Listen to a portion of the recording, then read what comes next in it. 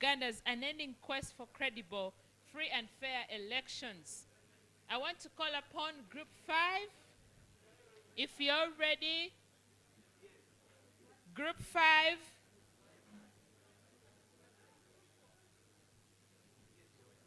I'm calling upon Olila Nixon, All Saints University. This is the fourth panel of the day. And allow me to invite Ameto Stephen from Clarke International University. Ameto Stephen, where are you? Tamale Ahmad from Islamic University in Uganda. Tamale Ahmad.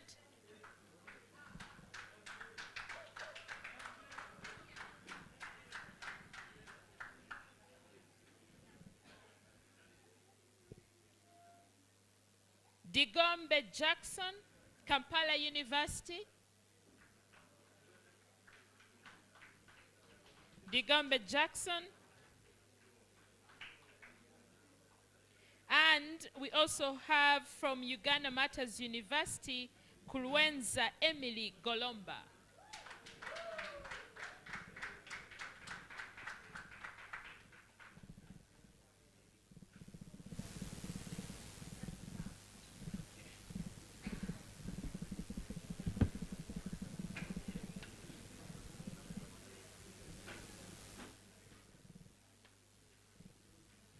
In light of our theme, allow me to be a bit free and fair and re-echo the debate rules and regulations.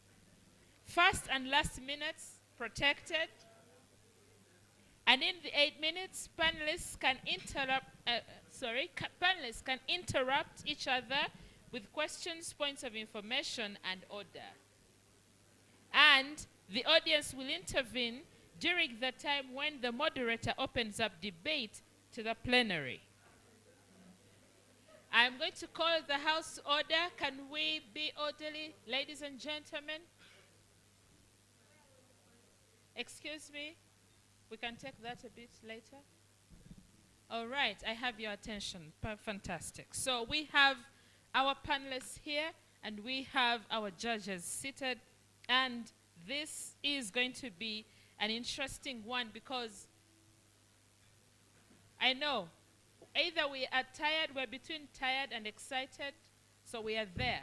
So keep it there, take some tea, invite someone to give you the tea if you do not have it, but let's keep it orderly, be quiet, keep your phones in silence. All right. My dear panelists, you're very welcome. I want to believe you're ready for this. Fantastic. So I want to start right away.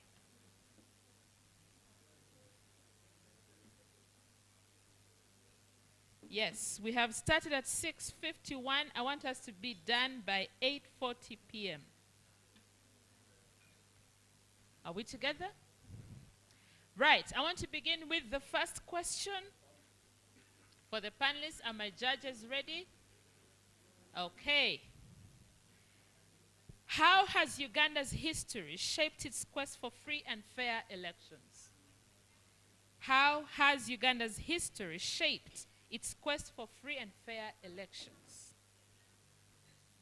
And it will be on that note that I begin with All Saints University, Olila Nixon.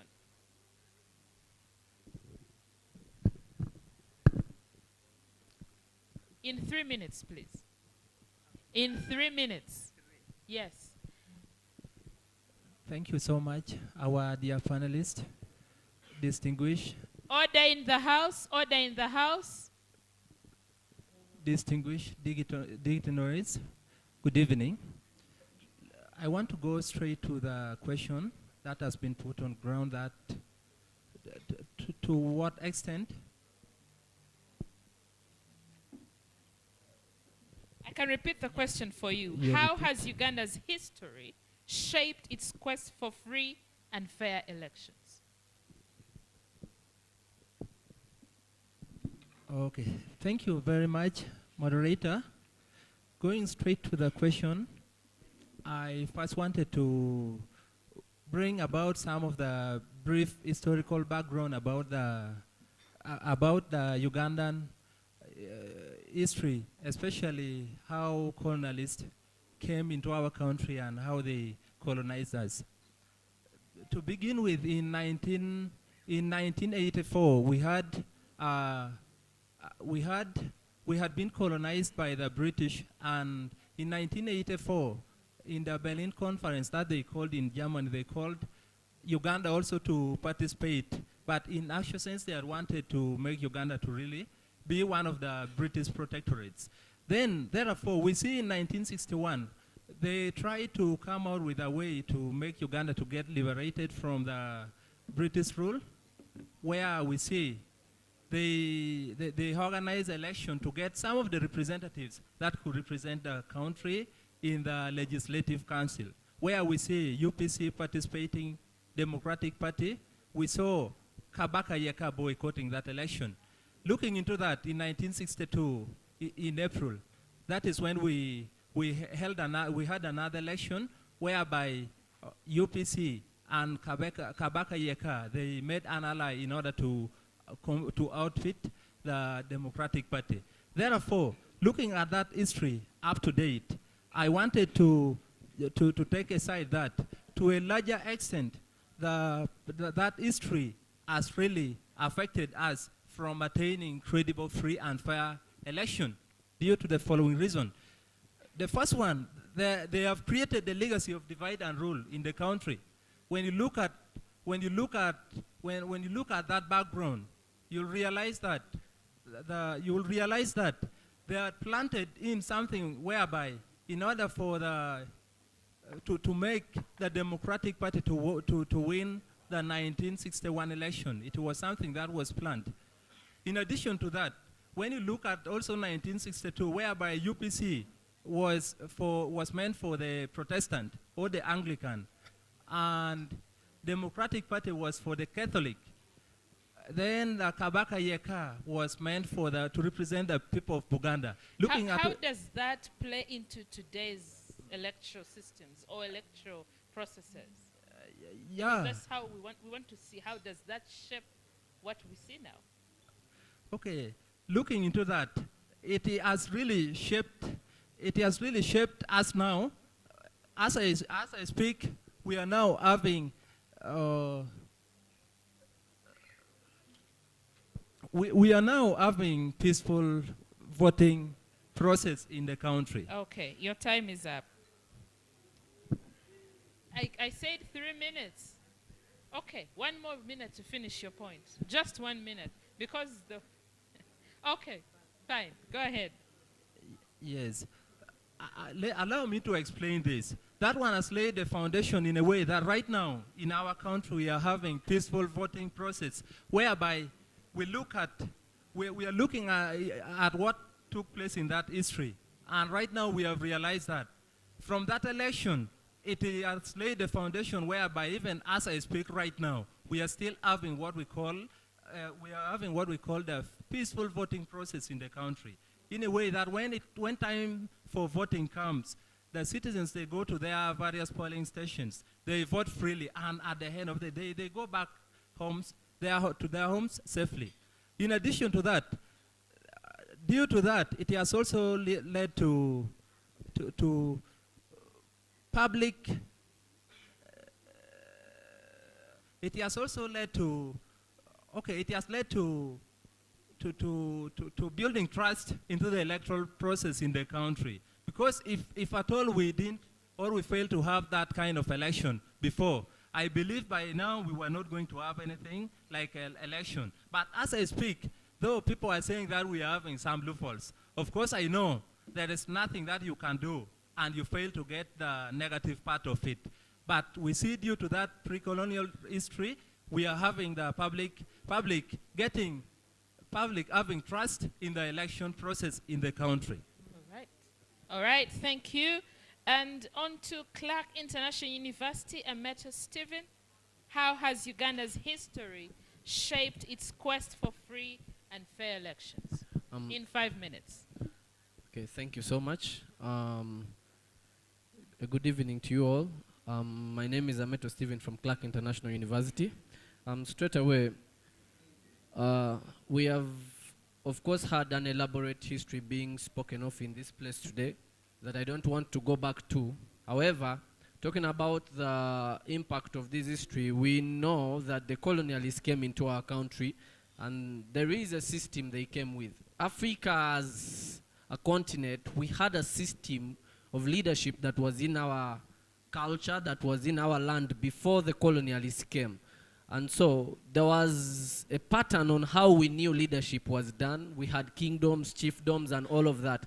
But when we had the scramble for Africa, the partition for Africa, and so on, there was a system that was brought that was not our own. And that system has had impact in our lives up to today. Reason as to why we are speaking English today is because that system has had effect on us. And so even our electoral system is literally not what we had here. We had monarchies and elections of chiefs and so on. Now, talking about that, of course the British, when they came to Uganda, when they had their colonial rule and so on, there was an impact on them wanting to give us a system that looks like theirs. Why? Because we are already a colonial government. Even up to today, we are still standing as a neo-colonial government. That's why we still have things like the Commonwealth, head of government, meetings, and so on. So already the system we're using, the constitution that they gave us for the 1961 elections, yes, it created a system, but we cannot say that it fully impacted what we have today. However, it gave us a system. In 1967, Obote changed the constitution and fully abolished the 1962, which we used.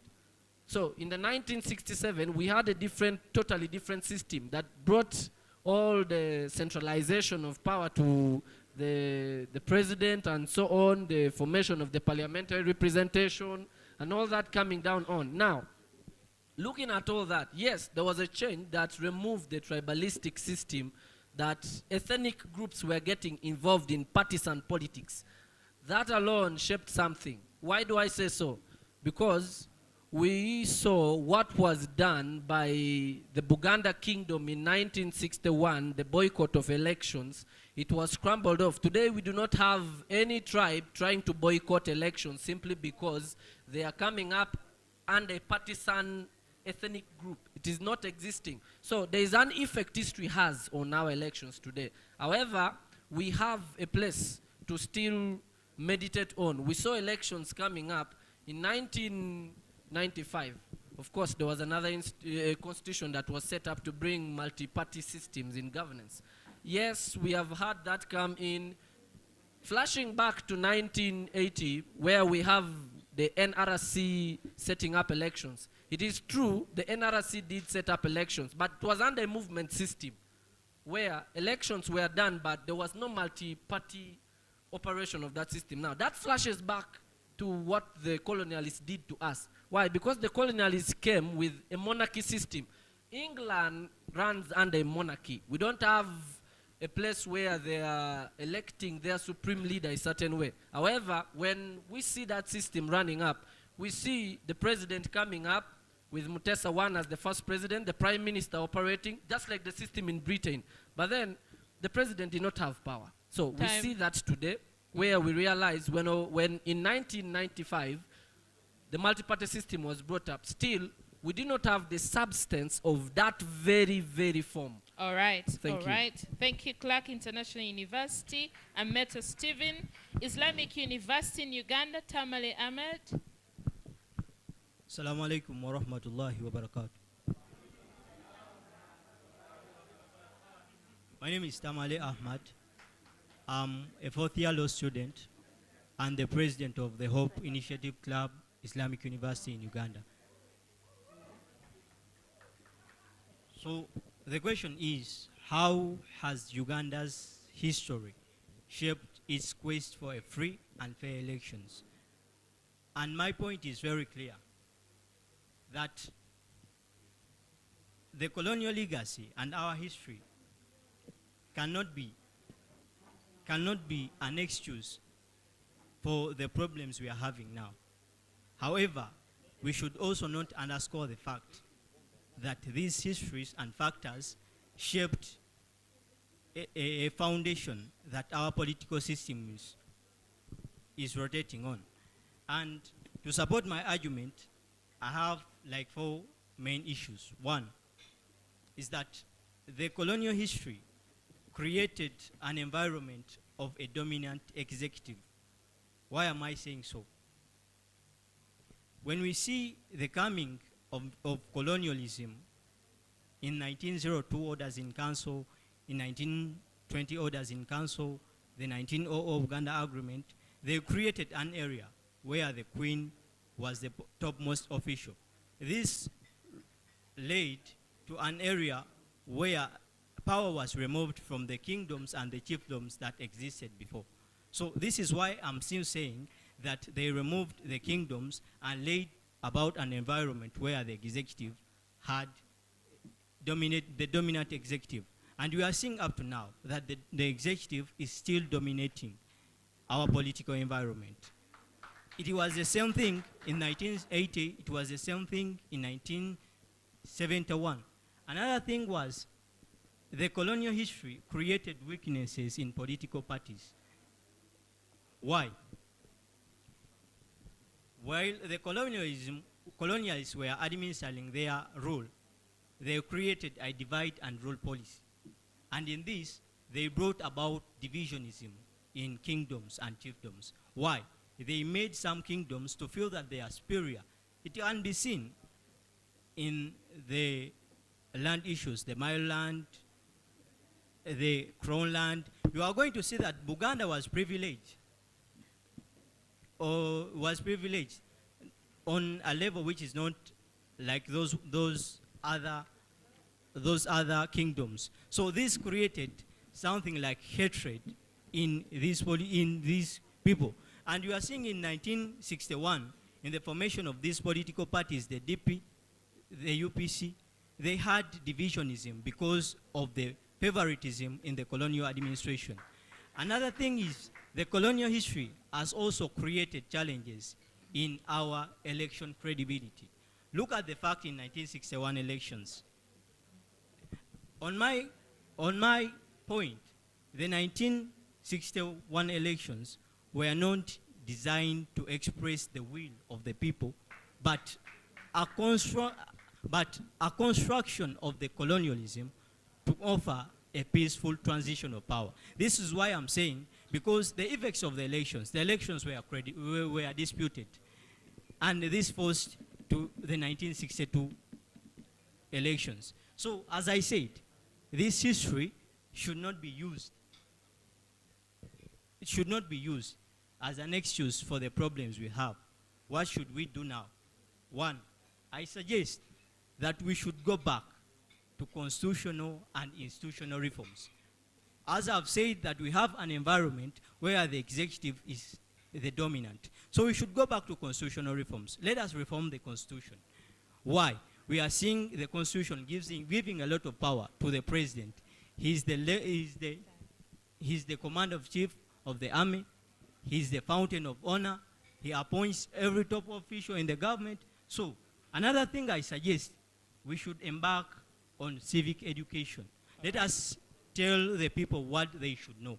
Time out. As I conclude, the colonial history, though it left challenges that are still shaping our political landscape, but it cannot be used as an excuse for the problems we have. All right. Thank you very much. That is Islamic University in Uganda, Tamale Ahmed. Kampala University, Digombie Jackson. All right, thank you so much. It's a great privilege to be before you today. Maybe for clarity, my name is Digombie Jackson. So, on the question today, how has Uganda's history shaped its quest for free and fair elections? I think most of the history here has been recited, but we don't have the assessment in the history. I would like to give us a brief overview of the history of Uganda. Before the colonial legacy, who were the Ugandans? Were they civilians, citizens, or subjects? So before the colonial legacy, we realized that Uganda were subjects to kings and chiefs. They were people who could not even question what their leaders were telling them to do. They could just obey because they didn't have anything to do with that. Then coming to the colonial legacy, people from Europe came from wherever they came from. They reached Uganda. They found these 56 plus tribes and they wanted to unite them.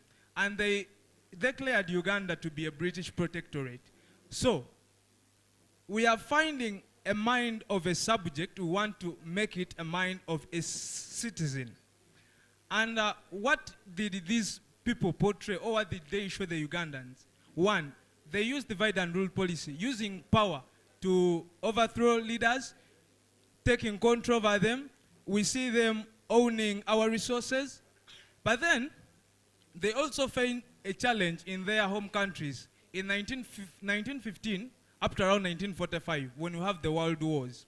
So, they now come and take part of these Ugandans to take them and fight for their countries. These Ugandans, when they went there and they fought, they realized that we can use arms to also attain power. Now, the colonial legacy is teaching these Ugandans that you can use even the guns to overthrow leaders and take over control. In 1945, towards the independence, now the British, they want to make Ugandans civilized. They want to bring in another element. They are teaching them how they are teaching them democracy now. But they have the other mentality that we can also use power. We can use power, or we can use arms to take over power. Then, during attaining legacy, now they are teaching another element to Ugandans. They are teaching them democracy, that now we can put somebody in power when all of us have agreed and that this person is eligible to rule us. But the question would be, were the Ugandans willing and able to adapt to this system?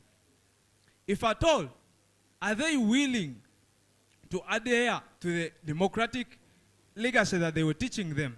So back to the question, how has Uganda's history shaped the quest for free and fair elections?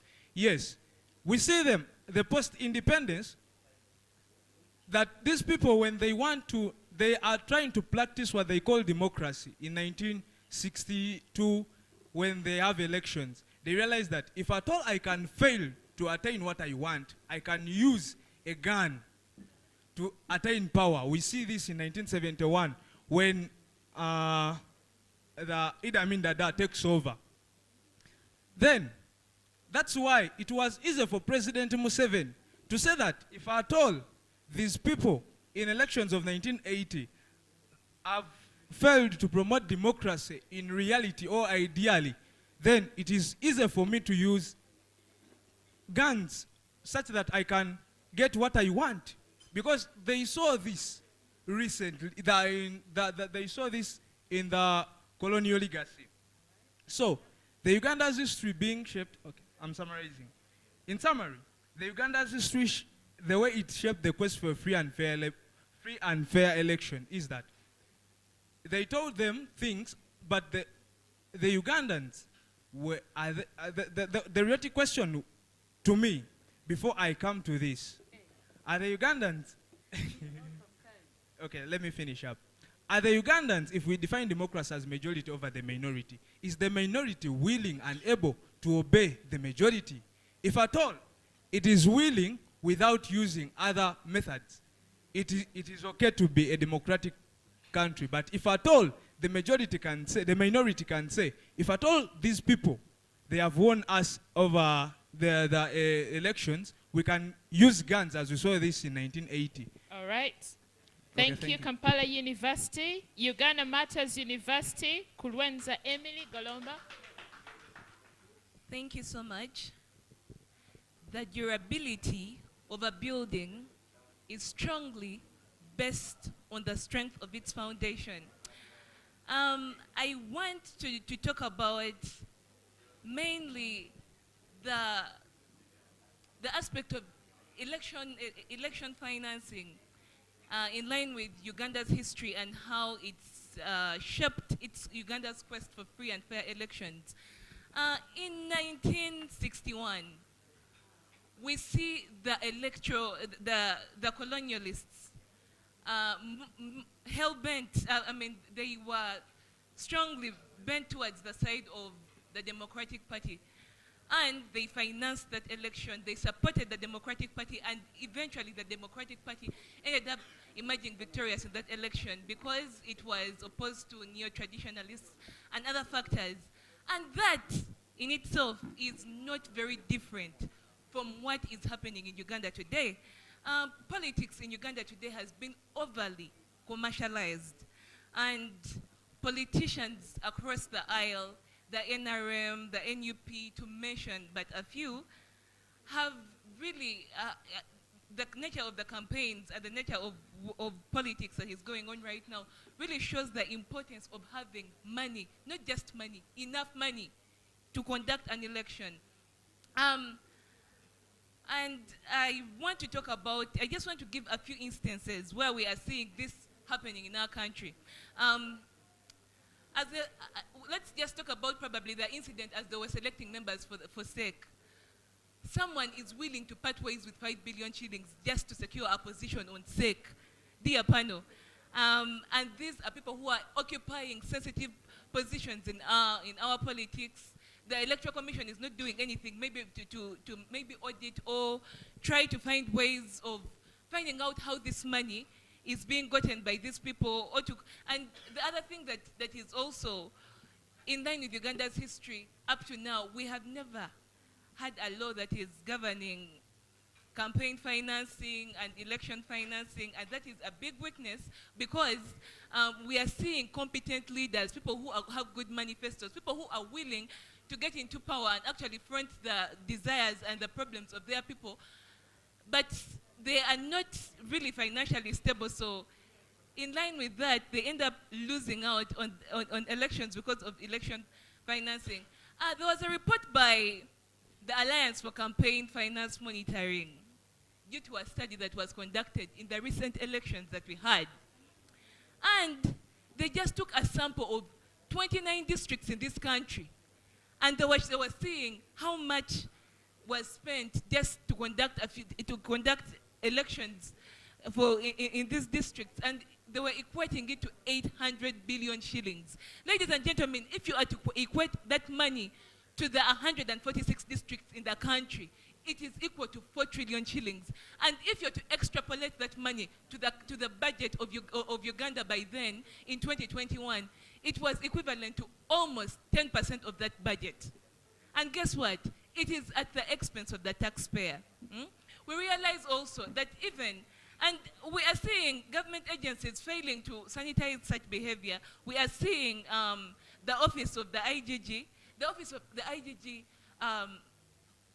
files an annual report, and we expect some of these things to be in such a report, and also these audits to be done on these people. How are they getting such big sums of money? How are they spending such big sums of money in their electoral campaigns? We need to know. And also, the problem also comes to political parties. I'm concluding. Also, political parties are supposed to file annual returns to the Electoral Commission for every annual returns of everything that they spent on during the year and everything. But the Electoral Commission is not following that up. The Electoral Commission is not taking into context probably the idea of trying to audit where these monies are coming from. Let's take an instance of the elections that were conducted in the USA, where Donald Trump, we saw that his election was being financed by Elon Musk, and clearly the public clearly saw where these monies were coming from. But in Uganda, people are surprised. People see a lot of money being spent in elections. Thank you so much. I would like to All submit. right. I don't know if Clarke International University, is that a question to her? Is that a submission to? Okay, yeah, I'm taking only one. Thank you so much. My colleague said that we don't have a law that governs how finances are supposed to be used in election periods. I want to inform you that we have a law that governs how finances are supposed to be used in our electoral process. And actually, in one of the articles that we have, I think it is Article 12 or 17, it tells us that there is a system on how finances are supposed to be made. We're not supposed to use these finances anyhow. In fact, in that very article, it tells us that the use of state resources and properties are supposed to be actually enacted from that system. So when you say we don't have a law, I want to inform you that we have a law, but it is just not being put into use. Okay? Thank you. All right. Okay, thank you. I want us to quickly move to question 2. And dear audience, please prepare your questions, your comments. I'll be taking them later. But now on to question 2, dear panelists. What role has electoral violence and voter intimidation played in shaping Uganda's democracy? What role has electoral violence and voter intimidation played in shaping Uganda's democracy? And dear judges, I would like to switch it up and start with Uganda Martyrs University. Kulwenza Emily.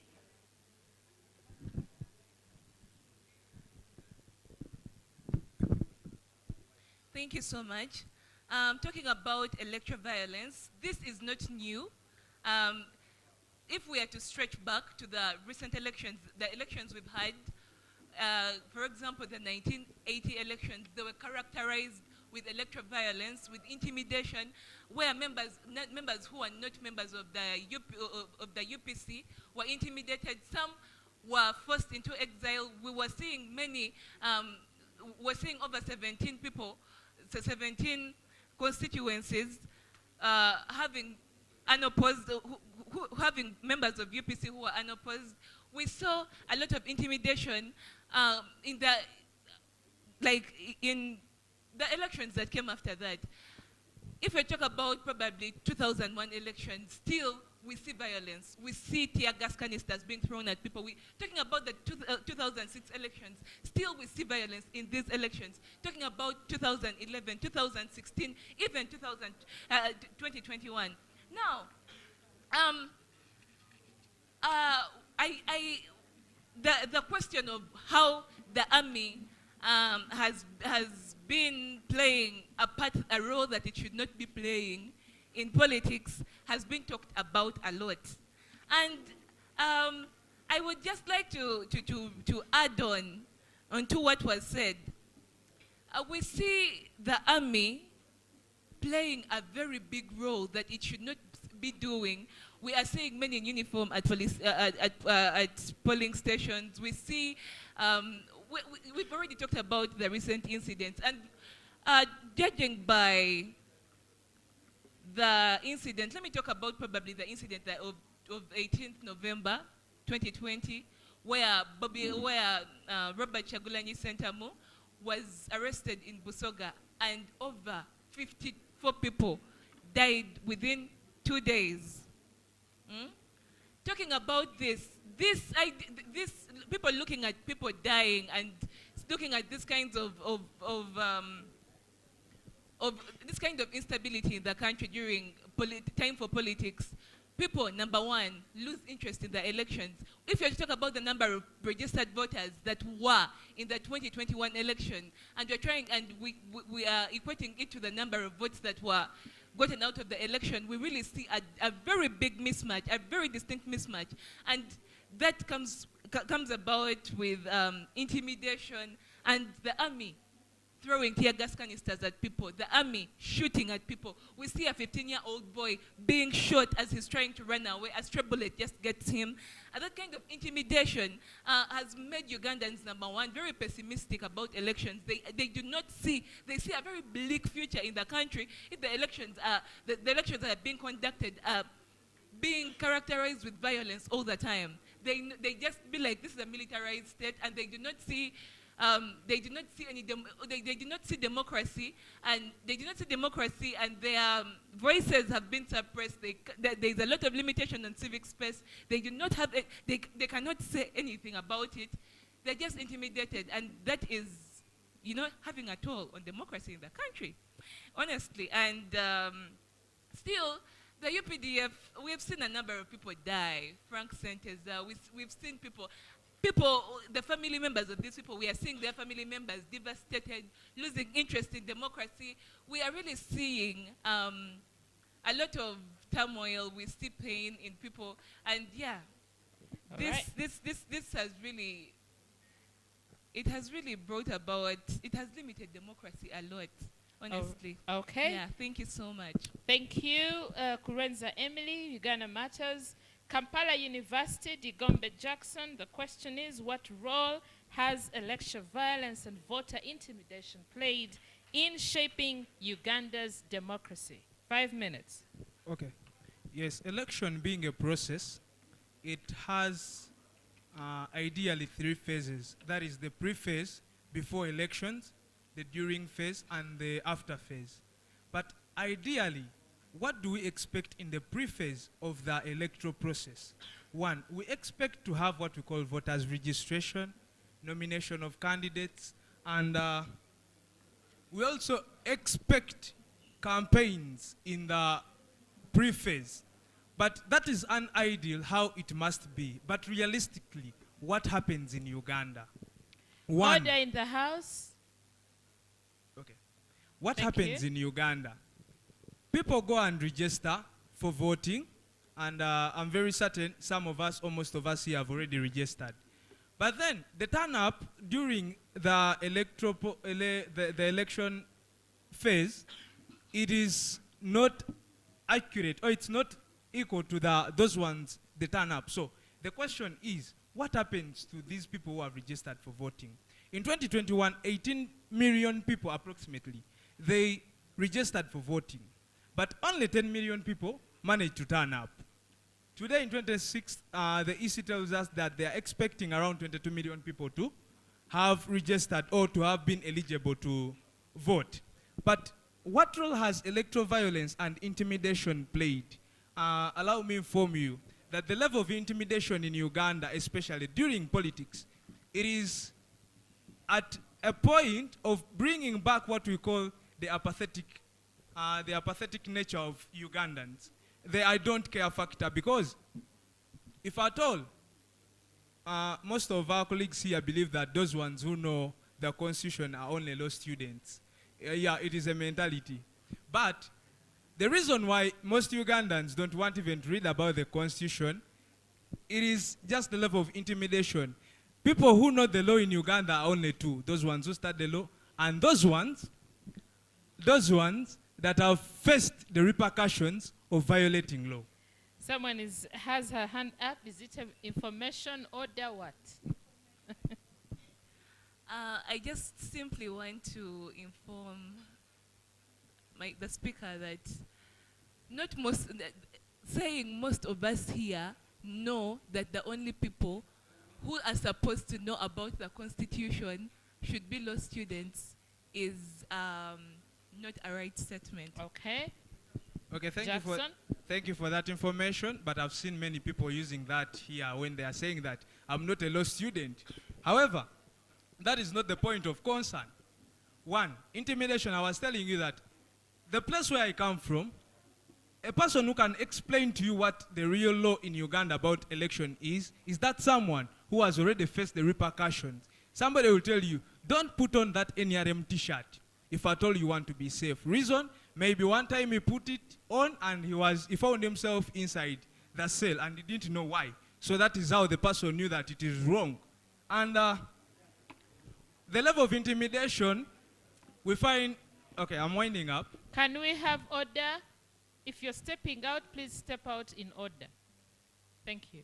So I told you that the intimidation level has brought about the apathetic nature that is limiting even some of people turning up for vote, especially those ones in the business, because they have a mentality of saying that, sorry to say that they have, but most of them, because my dad is a businessman, but he will tell you, I don't have a reason to go and vote. After all, my vote doesn't do anything. So instead of going to vote, he won't turn up for the voting. So the intimidation level has reduced the number of voters. Thank you. Okay. Thank you very much, Jackson from Kampala University. Islamic University in Uganda, Tamale Ahmed. Thank you very much. What role does the electoral violence and played in influencing the elections, the electoral results in Uganda? Now, let me give you examples of electoral violence before going to the role. In 1980, we saw the chairperson of the military commission by then, Muwanga, declaring that he is the sole person to declare the results of the elections. And he said, should there be anyone to publish the outcomes of the results, not me, is going to get some consequences and fines. Now, in 2021, the recent concluded elections, we saw different generals and commanders being deployed in Uganda. I'm sure everyone saw a video consisting over 50 cars, military cars, passing through the city, saying that this is a general from Somalia, he won several battles, now he has been brought to keep peace in Uganda. Another thing, we are seeing direct deployment of the military in our elections. Why am I saying so? We are seeing blocks on military campaigns of political opponents. In Iganga, we saw some cars, police cars, blocking ways for the opposition leader to go to campaign in the field. Then, in Nabanja's place, we found that the military aeroplane parked in a field where campaigns were gazetted. So what does it play in influencing the roles or the results of the elections? We are seeing that this does not only contribute to voter apathy, but they are creating an environment where the results of the outcomes are influenced by fear, and and they are influenced by fear. So my point is that should the military be in the army in the elections? That is no. Should the police participate in elections? Yes, but to which extent? The role of the police is to keep peace and order. The role of police is to maintain and keep peace and order. So if you are seeing the military or the police exceeding their mandate or their duty, they should be checked. Now who is in position to check them? So then, if it is like that, we have to question the independence of the Electoral Commission. Before even going to the role of voter violence and intimidation, what is the Electoral Commission playing in that role? I think the Electoral Commission should condemn such acts of violence and intimidation because they are affecting voter results and turnout. So as I conclude, electoral violences and intimidations have played a great role in bringing negative effects in the outcomes of elections because it has brought voter apathy where people have lost the interest of voting because they know my client is going to be arrested. They know up to now some campaigning staffs of the opposition are still arrested.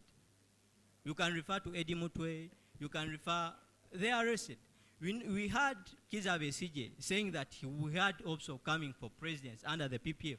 Up to now, still the military courts have still retained him, though the Supreme Court ruled that such cases should be abolished. So voter intimidation and electoral violence has largely contributed to negative effects of electoral outcomes.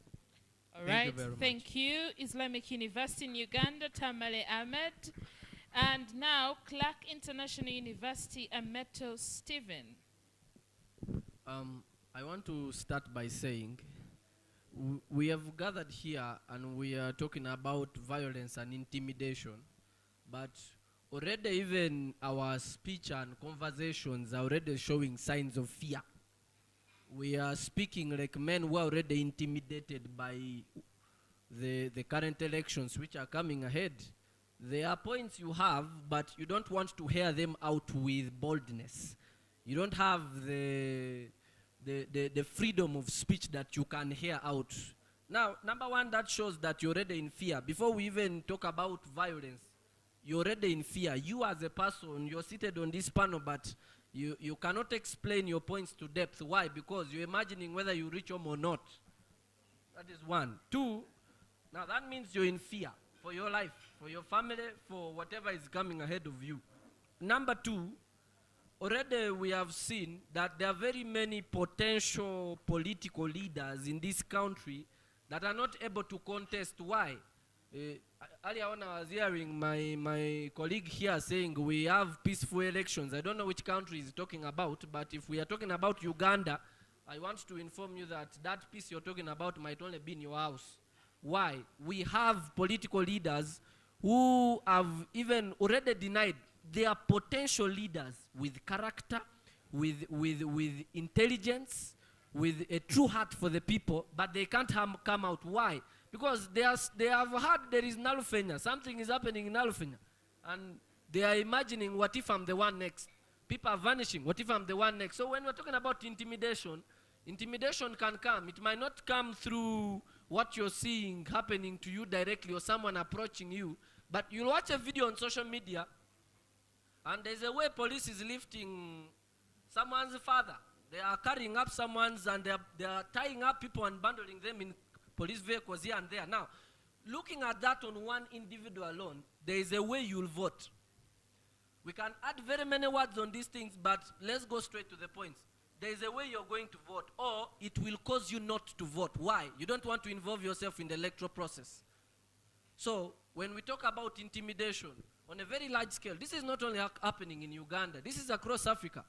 Dr. Kwame Nkrumah spoke something that I love a lot, a very good mentor of mine. He said, until Africa understands the true independence that begins from an individual saying enough is enough, Africa is not independent from neo-colonial rule. Africa, up to today, we have that neo-colonial system working in us. This time, neo-colonial systems are not operating by white skins, but now they're happening by our very own black skins around us. We are being intimidated by our very own neighbors, our very own brothers and sisters.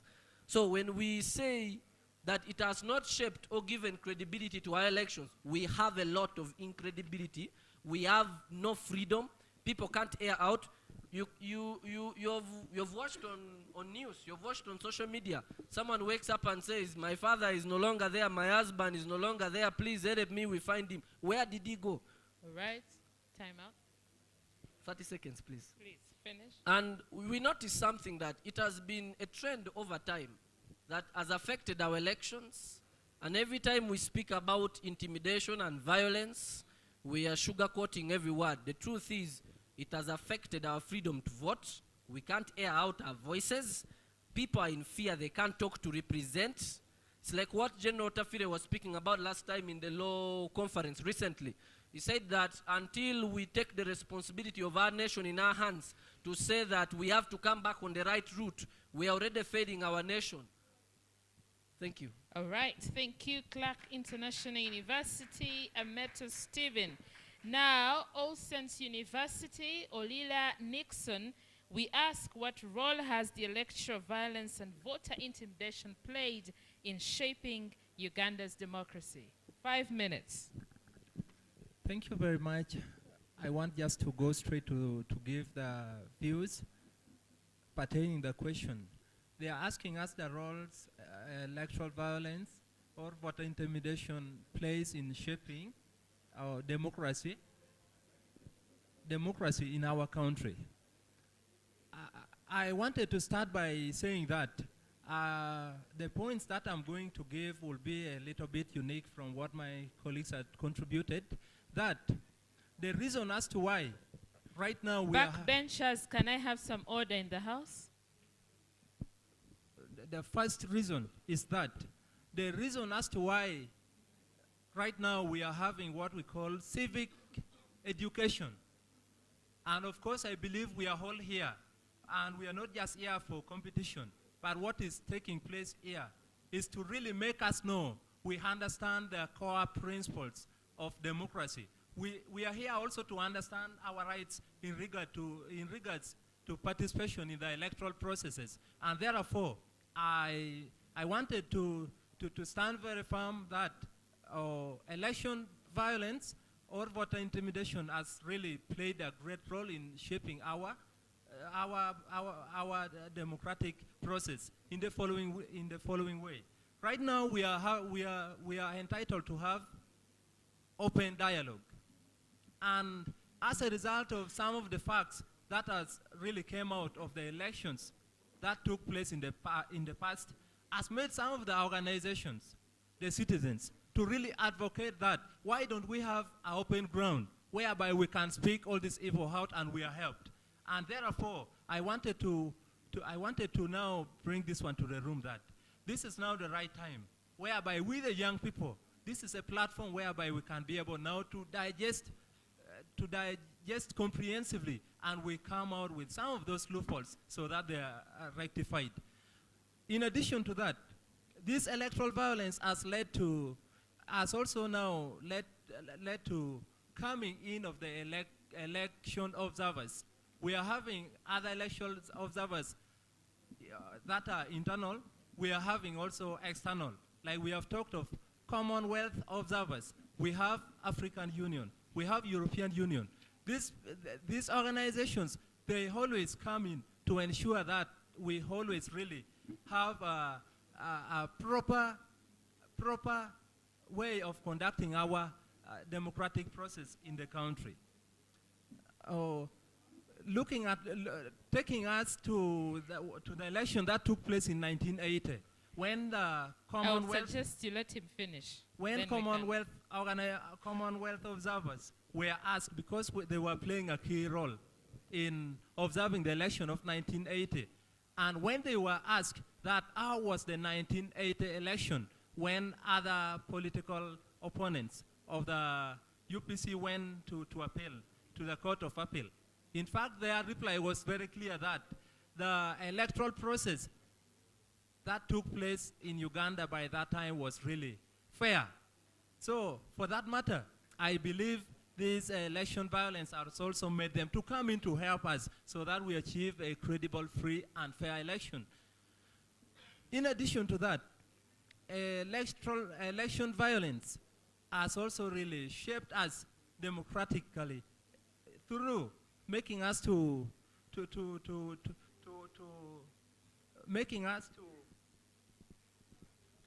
have also belief that okay, I beg to submit. Okay, thank you, Olila. But during that time, we have Islamic University, and let's begin with Islamic University. Thank you very much. Mine is an information. My colleague has spoken about that the electoral violence has attracted international observers in our electoral system, which has contributed to democracy. However, I would like to inform the speaker that after the 1980 elections, a lady called Deborah Ebenezer, she was from the report of the Commonwealth Observer Group.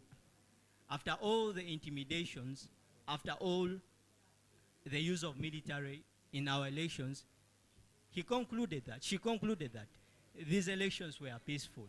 So is that something which is contributing positively towards the attainment of independence if they are not exposing the exact things that happened in elections? Mine is a point of information. And I think now this goes to both of them because he's asking a question that I wanted to air out as an answer now. One, electoral observers, they are not meant to get involved in the electoral processes of any country. That is one. Number two, even as observers, they give their reports not as a dictation of what they have seen to be absolute, but it is their ideology concerning what they have observed. So when they give a report, it's upon us to take it or to leave it. It does not affect us in any way. So my friend, electoral observers, they do not in any way fix us to a certain advancement on democracy or contribute a certain way. They only want to tell you whether you've done the right thing or not. So it's up to you to take it or leave it. All right, Thank you. and that's Clarke University. Thank you very much. I want us to go straight to question 3. If there are no any questions you want to raise. Okay, question 3, and I'm rushing through because I know some people, when it clocks 7 p.m., their brains start diminishing in terms of thinking and mental bundles. So let's keep active a bit. So on to question 3. Is Uganda's electoral crisis a failure of governance or a reflection of who we are as a divided society? Is Uganda's electoral crisis a failure of governance or a reflection of who we are as a divided society? And this is our last question. Plenary, be ready. I'll be taking about 1 or 2 questions or 3 if all goes well. So prepare your questions. Panelists, are we ready? Is Uganda's electoral crisis a failure of governance or a reflection of who we are as a divided society? I want to begin with judges, if you will allow me to switch it up so that I don't lose you along the way. I want to begin with Islamic University in Uganda. Tamale Ahmad. Thank you very much. The question is, has the electoral crisis failures? Has the electoral crisis a failure of governance or a reflection of who we are in a society? I'll have my argument based on 2 extents. To a slightly lesser extent, it is a failure of governance. However, to a larger extent, this is a reflection of who we are in a society. Why? Why am I saying that it is at a certain point a failure of government? We are seeing that, first of all, the Electoral Commission, a body that has to establish and monitor elections, it is not independent. Why is it not independent? These are results of the governmental failures of checks and balances. Why? Article 60 of the Constitution of the Republic of Uganda provides for the establishment of the Electoral Commission. However, the same article provides that the President shall appoint the officials of the Electoral Commission. I know very many people are going to say this is supposed to be on approval of Parliament. Look at this. We have a Parliament which is largely dominated by the members of the President's own party, which is also participating in elections. How do you expect such a government or a Parliament to uphold this principle? Another thing about the Electoral Commission, it is, if at all you are not contented with one of the members of the Electoral Commission, you are supposed to appeal to a tribunal, and which tribunal is also formulated by the President. Look at Article 60, Clause 9. Another thing is, on the government, we have the questionability of the Electoral Commission. For over decades, for example, in 2006, we had Kiza Besigye versus Electoral Commission and YK Museveni Electoral Petition number 1 of 2016. In 2016, we had Amama Babazi versus Museveni Electoral Petition number 1 of 2016. And all these acknowledge that we have irregularities in the process of elections. However, they went ahead, they were not brave enough to declare that the results of the elections were not correct. What does it imply? The government itself has failed to ensure the credibility of elections. To another extent, why am I saying we have 2 extents? Let us go back to the society. What do we have to do? What have we done? One of the things that have contributed to this is the poverty among people. Even as the people, we are still poor. This is why we are seeing some candidates buying our votes with some cheap money. We have seen the leader of the state moving in different areas, claiming and using national resources that I'm giving in money for PDM, which is national resources. So they are using this money to convince voters because of their poverty to vote for them. Another thing is the levels of education. We are not educated enough to know why we are voting. We are not educated enough to know why we should vote. We are not educated enough to know who are we supposed to vote. So all these have contributed. Not only the government failures, but also other failures have contributed to the credibility of elections. So what do I suggest in return? We should establish an act of constitutionalism and checks on institutional powers. Why? If we are seeing that we have articles that solely confer power to the president to appoint the judge, the chief justice, to appoint the head of the electoral commission, to appoint the IGG, what are we supposed to do? Let us go back and advocate for constitutional reforms. It can be done. So, as I conclude, my argument is very clear that electoral crisis is not only a failure of government, though the government also contributes, but we also have other factors like poverty and lack of education. All right. Thank you very much. Thank you. That is Islamic University in Uganda, Tamale Ahmed. And I'm going to Uganda Martyrs University, Kulwenza Emily Golomba. Thank you so much. For me, I am not going to. I am going to kind of dispute what Ahmed said. For me, to a greater extent, Uganda's electoral crisis is mainly because of failure of governance. And I want to top up on what Ahmed said. Number one, the poverty levels. Yes, the government has come up with a number of ways to alleviate poverty, like the PDM and all, but many people in Uganda are still very poor. Talking about the poverty levels, even now, somehow we are kind of narrowing down this debate to only presidential elections. But let's also talk about parliamentary elections, local council elections and all. We see these people going, especially to the villages. The target audience of most politicians are the villagers who are ignorant, who are poor.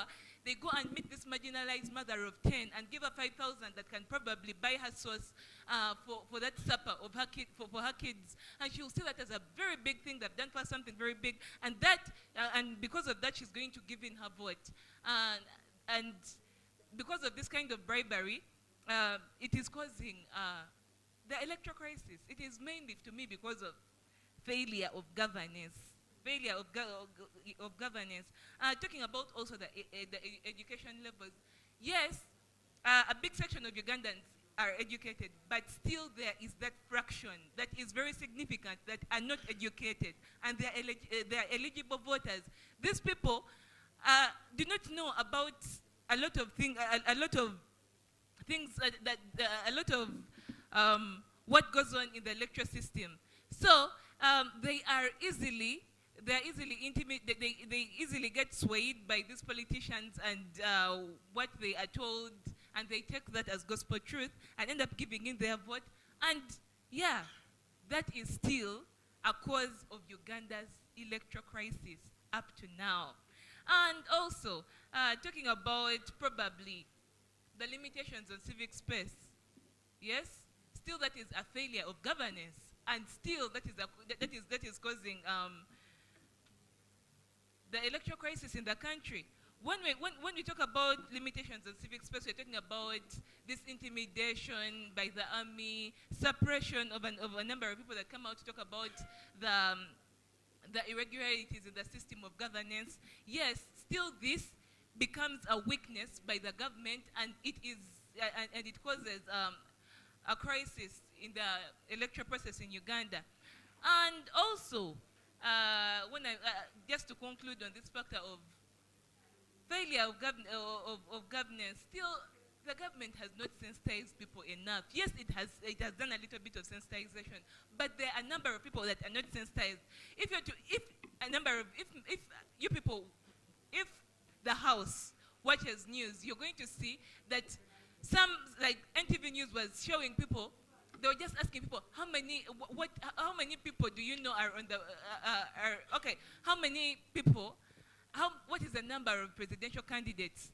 Emily, I see a hand up. You have a minute. Thank you very much. My question goes, she has mentioned about the lack of sensitization.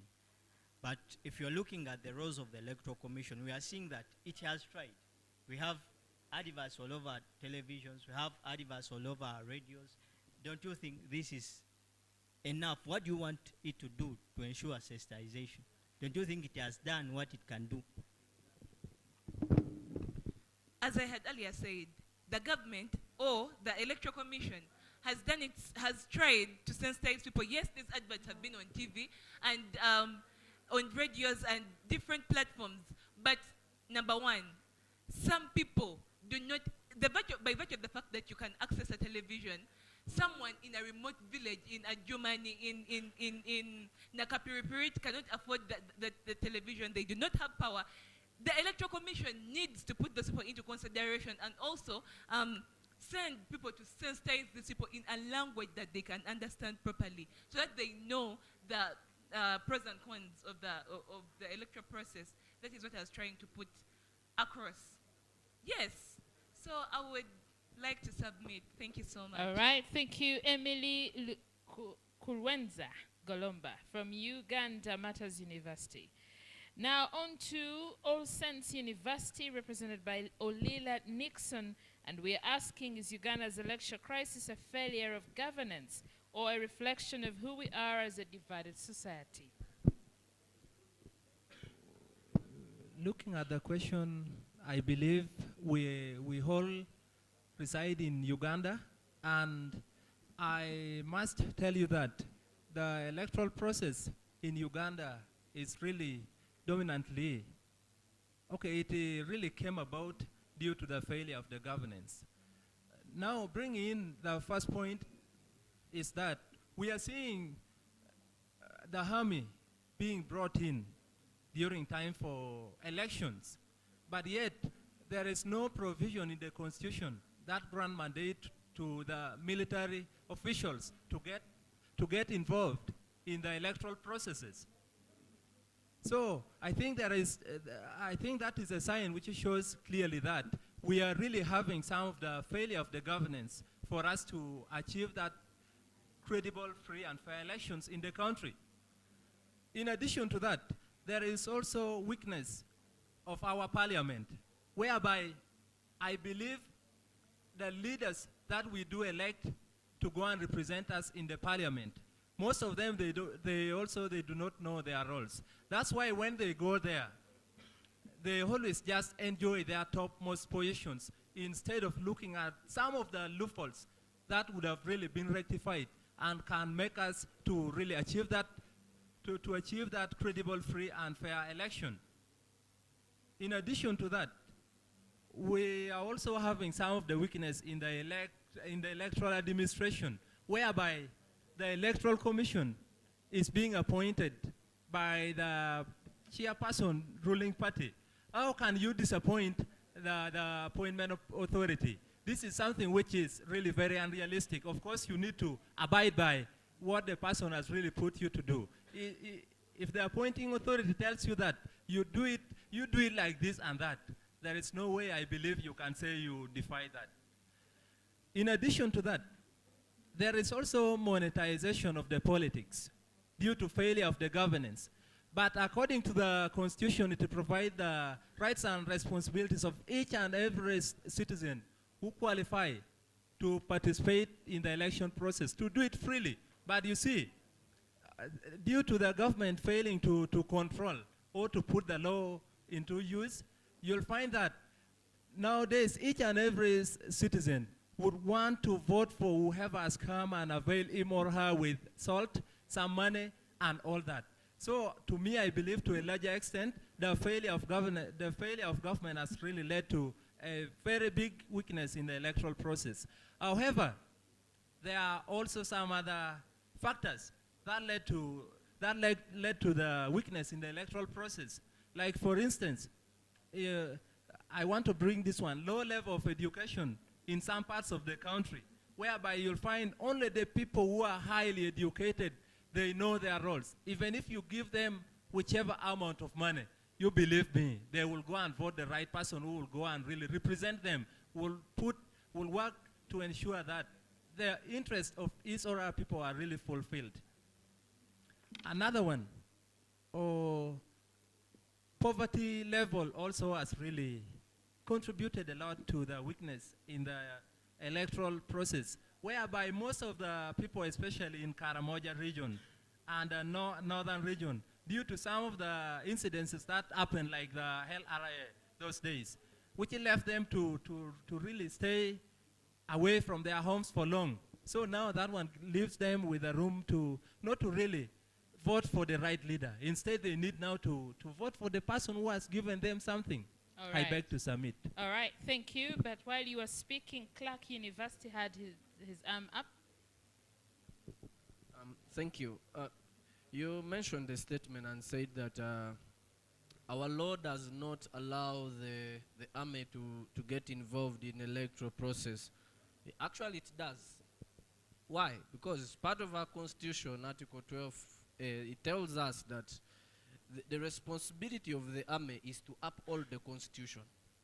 Now, in the process of elections, there are people who may want to violate that constitution. It is the responsibility of the army to actually uphold it to be kept. All right. Thank you. All right, thank you very much.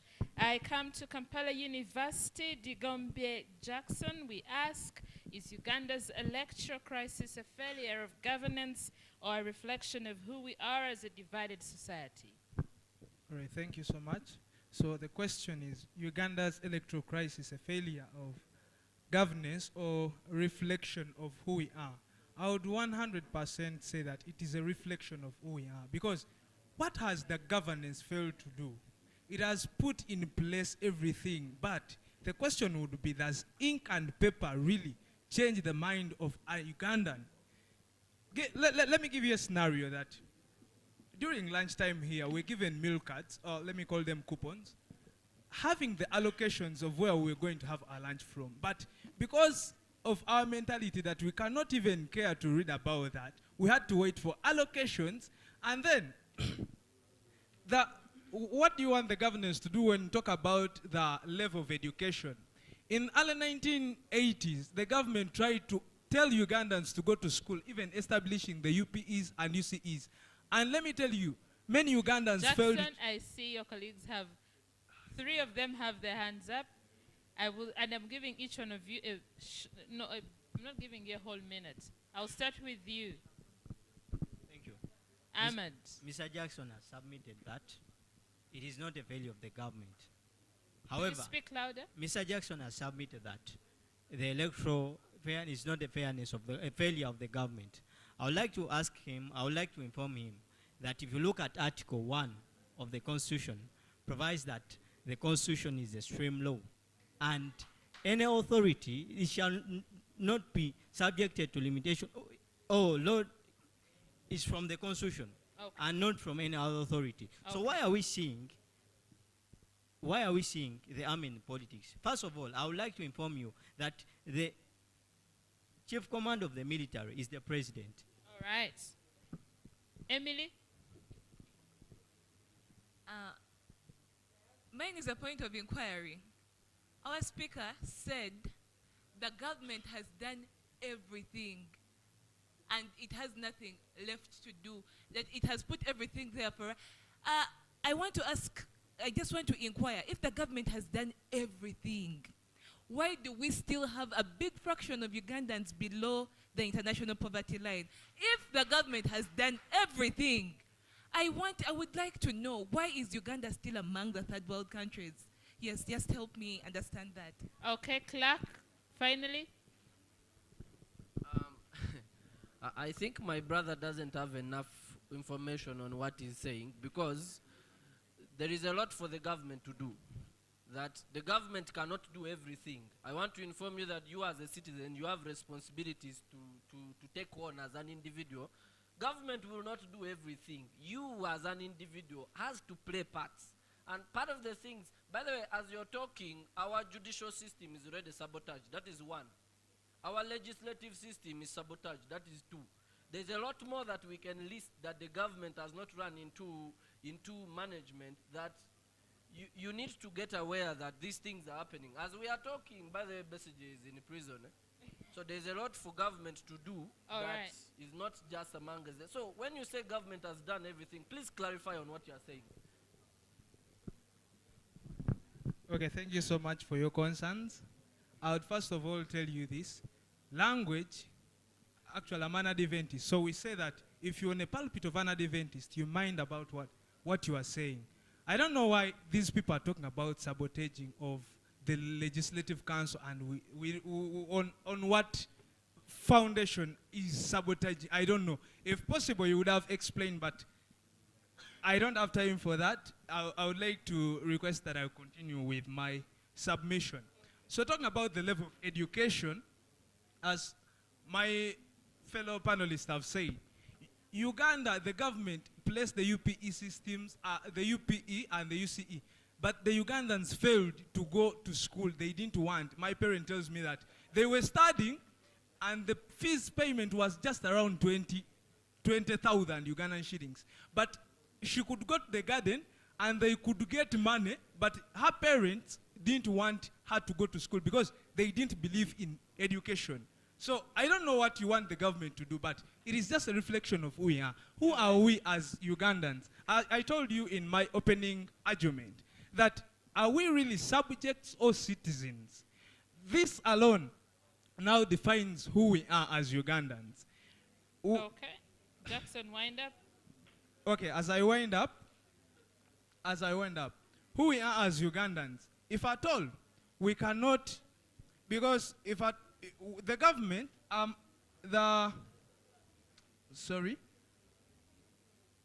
who we are as Ugandans, one, we are tribalist. In that, you're saying that these people in power are practicing tribalism, but then, I'm concluding, please.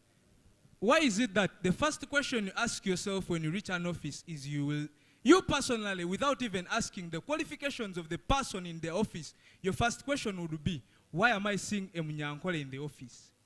Do you know the qualifications for that person to sit in the office? Or you are just a tribalist saying that, why am I seeing a Munyankole? But do you know the qualification? Does she possess it or she doesn't? If she does, then I don't think there is a problem with the people. Let's stop seeing our fellow Ugandans as just their tribes, but we promote patriotism as tribes. And thank you so much. All right. Thank you, Jackson. And finally, on this question, Clarke International University, Ameto Stephen. We ask, is Uganda's electoral crisis a failure of governance or a reflection of who we are as a divided society? Now, this is what I want to say, and I would really love my fellow panelists to take this very serious, because I'm thinking maybe we are not taking it very seriously. One, as a nation, there are things that it is obvious that if we have analysts, if we have government critics, if we have you as a person, as an individual would examine the leadership and governance of our nation, it is obvious that we will see very many things that our government has failed on. We are not saying they have not done anything. They have done many things. We thank them for that. But there's a lot that needs to be done that on its own has affected our electoral process. One is we may wake up and say that we are moving into a second-class economic nation. But when we come down to the roots on ground, we will not see really what we're talking about on the statistics. The statistics is different from what we are seeing physically. When we talk about what government must do, yes, poverty has affected us as a nation. I cannot go to an electoral place. I have a shop to sell my goods, and we are going to vote for a presidential leadership that over 40 years we have had the same person on the throne. What are you talking about? Order because in the house, at the end please. of the day, we are going for an election that everyone is saying history is repeating itself.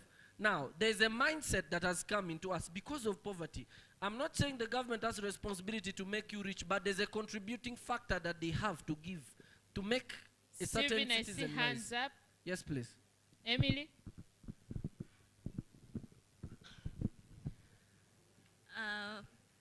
I just want to inform you that saying, that narrative that many of the panelists have kept on coming up with of history is going to repeat itself, history repeats itself, I feel like that is a stereotype. Because if you recognize weaknesses in a system that has been existent, why don't you come up with solutions to sanitize those weaknesses in that system, other than holding on to that stereotype that history is going to repeat itself? Jackson? Okay, mine is a point of inquiry. I would like to inquire from my fellow panelists, because you're talking about poverty, but could you clarify more? Because if at all in Uganda we have those who are rich and we have those poor, then how come we have those ones who are poor? What do you want the government to do for them? And in what way will? Because if at all you have people who have money and those ones who don't have money in the same system of governance, so is the problem with governance or the people themselves? Let me reply to my sister. When we say people are saying history is repeating itself, I'm simply reminding you that there is no solution you're giving on the table that is solving what you're claiming as history is repeating itself. I'm trying to open your eyes to tell you that you need to talk more of solution than to come and say history will repeat itself. That's what I was trying to mean. And number two, my brother, you were talking about the government putting up UPE, USC, and so on, and you're asking what should the government do. Now, the government cannot, you see, you can't take a cow to drink water and force it to drink water. It will be by choice. You get, there is a place where you as an individual, you have responsibility over your own finances. If you are not saving, government has sensitized you, the community has taught you, you have to save. But if you are not saving, government will not come and save for you as a person. The government will avail opportunities. Yes, there is technical education that has been availed. We have seen change of curriculum. We cannot deny that government is not doing anything. However, there are things that government needs to do. So if I can continue, you see, there are many things. If we talk about ethnic relationship on this matter, one, our tribalistic grounds has affected our elections. Yes, we cannot say it is fully on an ethnic ground. However, governance also has come into play. We have seen scenarios where people, because of their tribalistic grounds, they have chosen to vote a certain way. Take, for example, recent statistics. This is current statistics. We notice that every political party now, almost every political party, has specific regions where they are best. But then in other places, they do not have influence. They literally are struggling to survive in other regions. So you cannot say we do not have ethnic reasons for that kind of political system happening. It is true, it is happening. There are parties like the UPE, UPC. We have seen scenarios over years. We have not had another leader who is from another tribe. Yes, we have incumbent leaders within that are from other regions and other tribes, but we have not seen a president from another tribe. Over. You get what I'm trying to say? So it's something that is repeating. Look at NRM. We have had the same leader over across. So you cannot say that ethnic challenges are not affecting our elections. There are people who are being affected by these things. So sometimes we, even as Ugandans, we may claim that tribalism is affecting us. But I think more than tribalism, we have something called nepotism. Our biggest challenge is nepotism, not tribalism. Yes, we have different tribalistic zones or groups that we are cocooning in, but our biggest challenge is nepotism. Why? When you move out of this country and you find Ugandans in Dubai, nobody will talk about their tribe. They will simply say, we are all Ugandans, let's find a way of surviving here and we go home. But when they return home, it's like there's a switch that comes on and all of them say, now for you are naturally, me, I'm a Munyankole, you're Muganda, let's divide back to where we're from. And that's the whole thing that is affecting us. You realize that tribalism is being enforced by a certain vision or ideology. Time out. It is not simply, please 30 seconds. It is not simply being put up by a specific ethnic group. When I meet you in the US, there's nothing like I'm a Langoman, you are from another land. We are simply in a land where we are trying to survive. This is what the president put up in patriotism. That was the whole vision of patriotism, to bring us to a unity, to remove that mindset and ideology and philosophy of tribalism in us. Thank you. All right, thank you. But I want to give a chance to Islamic University. They had their hand up, I think, as we wind up. Mine Yes? is an information and as well as an inquiry. The speaker mentioned about that the electoral crisis is not as a result of governance, but rather poverty. I would like to inform the speaker that even these people, poor people vote. Recently in the elections in Kawempe, people voted. After people voting, we saw that these issues went in the judiciary. What did the judiciary do? And the question is it the crisis, is it a problem of people, of poverty, or the problem of governments? All right. I think Jackson asked pretty much the same question you're asking, but could you hold that thought? I want to open the plenary. Right now, okay, before I even finish my statement, okay, fine, great. So I will take one from here, and one from there.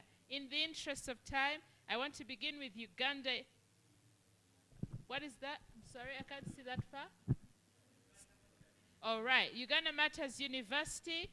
I see Mountains of the Moon University and Kampala University. Thank you so much. Mine is a point of inquiry to Mr. Stephen Ameto, if that's the name. So somewhere you were giving a point of information to one of the panelists, and you said Uganda has a law that governs spending during campaigns and elections. And yes, we proposed that, we wanted it. But what you're trying to talk about is the Parliament Elections Act of 2005. It only talks about bribery, not spending. What we have is that of the Political Parties and Organizations Act. It is the one that regulates the source of finance. So I'm wondering, which law are you trying to base on to say that we have a law that regulates financing during elections? Thank you so much. All right, thank you. We had, no, before you, there was, please, up. So thank you very much. I want to direct a question to Jackson. So Jackson, in one of your presentations, you cited out that Ugandans do not know the Constitution because they are intimidated by the law to believe that it is known by law students and people that practice law.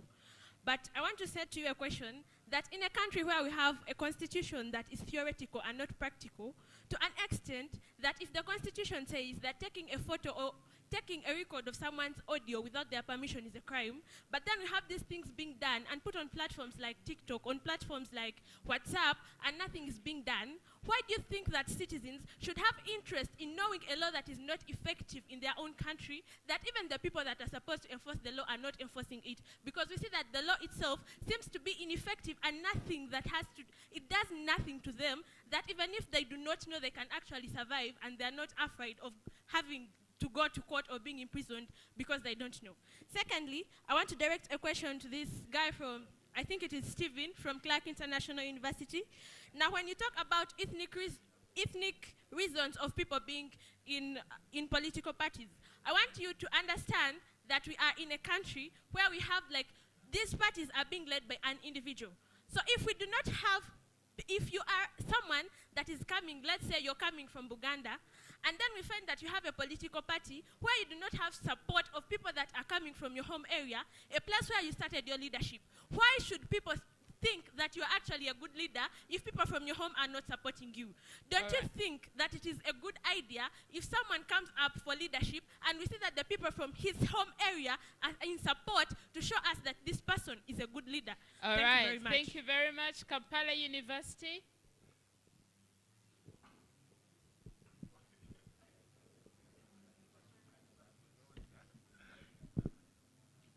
Assalamu alaikum wa rahmatullahi wa barakatuh. Good evening to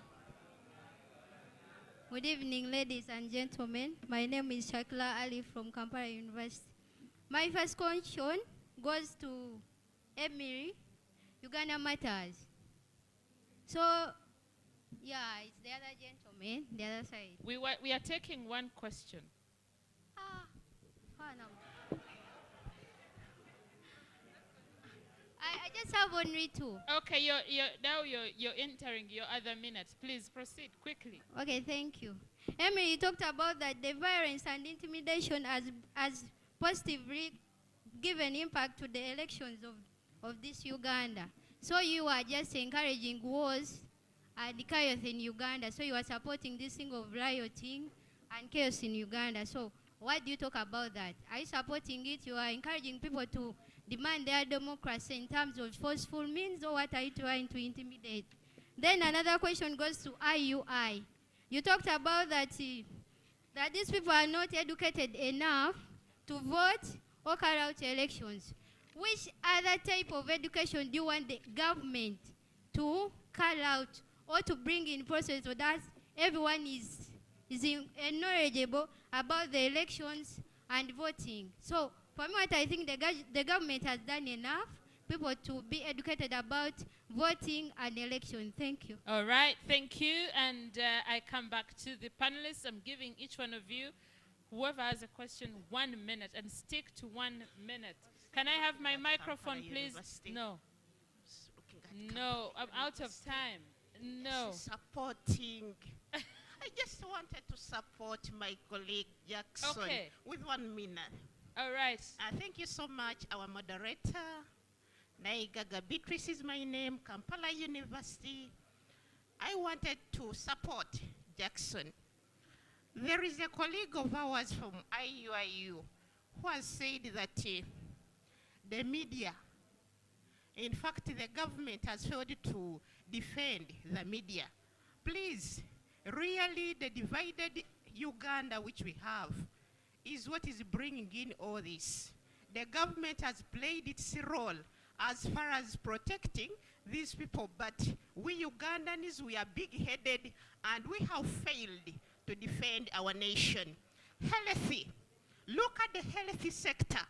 They have set for you government hospitals, but you're the people, Ugandans, who are divided, who are spoiling the hospitals. All right. You trained doctors are the ones stealing the medicine from the hospitals. Should the government go and begin caning doctors? All right. Thank you. Transport. Let's look at the transport sector. I'll give an example of the Lira line, which we had, which was constructed by the colonial government. It was a very good means of transport, but these people, the Ugandans, went and stole the metal from... Thank you very much. We're out of time. Thank you so much for the opportunity granted to me. The Lord is good. 1 minute per person. Can I have my microphone, please? Be strict, stick to the point. Don't go any deeper than that. Quickly, who is starting? Emily, start. Dear ladies and gentlemen, I am requesting that as please. As people are submitting on the panel, I request that we pay attention to what they are saying, because I do not recall anywhere in my speech talking about positivity in the intimidation by the armed forces in elections. I clearly chastised that intimidation, and I think everyone can attest to that. I chastised it. I gave examples of how negative intimidation has been. So I think that is the reply I had to the question. Thank you. Jackson? Okay, adding to my support from my teammate to the question that the lady over there asked me. Yes, if you are bringing in the media in terms of law, one, the government cannot regulate the media.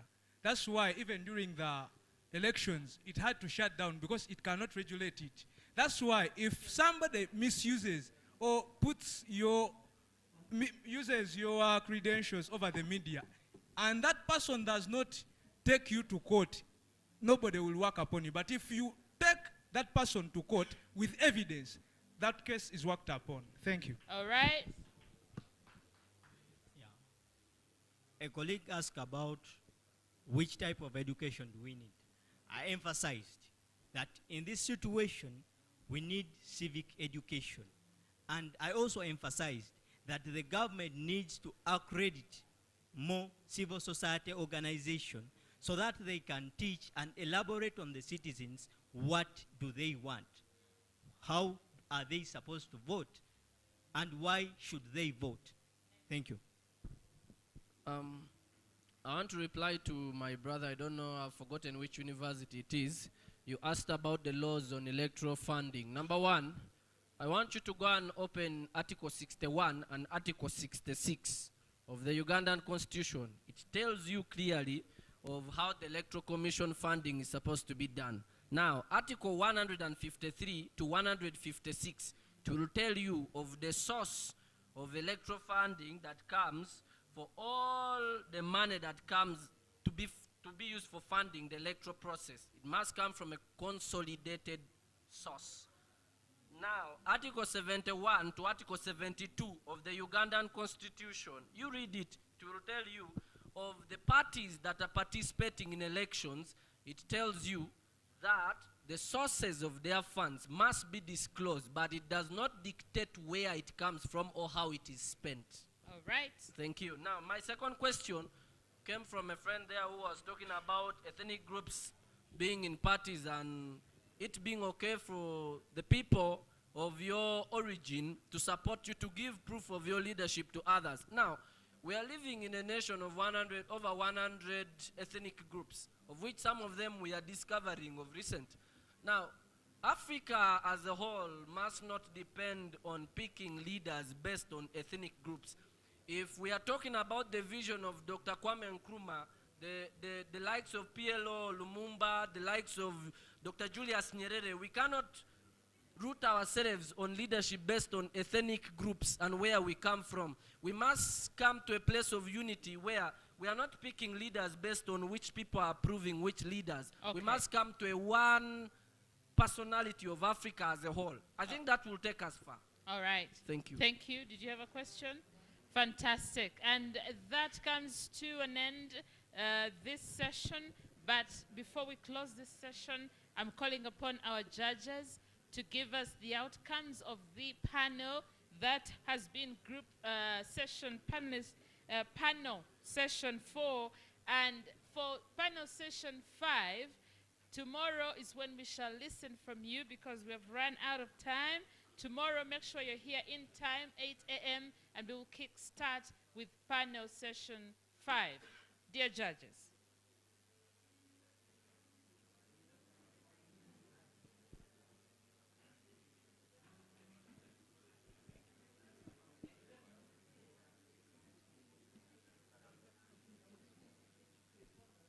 All right, thank you very much. I want to thank the debaters.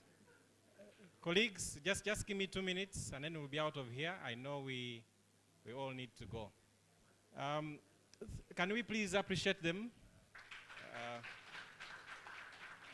They've done a great job. And 3 comments. One is that the panelists were informed. And of course, I was able to note again generalization. So let's stick to examples. I was looking forward to see examples of electoral violence. I didn't see that, so it's good to give examples. Civic space came out very quickly, good. Report on ACFIM, show someone has read. Executive hangover. Those are some of the key points. All right, so everyone is a winner, right? It's just that we have to do the math. Okay, so from number 5, we have All Saints University. You can clap. Number 4, we have Uganda Martyrs University. Number 3, oh, sorry, let me do that again. At number 5, we have All Saints University at 55%. At number 4, we have Uganda Martyrs University at 59%. At number 3, we have Clarke International University at 62%. At number 2, we have Kampala University at 67%. And number 1, drum rolls, we have IU, Uganda Islamic University in Uganda, at 72%. Thank you very much. Thank you, our judges. And come on, panelists, I haven't let you go, but thank you very much. We have agreed that these are conversations. It's not a do or die. Come down. Please, can we have order? I'm yes to release you. Thank you, dear panelists, for the work done. And I pray that you do even more. So I'll see you off. And our dear judges, thank you very much. Indeed, we'll see you again tomorrow. We have the finals happening tomorrow. So make sure you're here in time so that we can start and finish in time.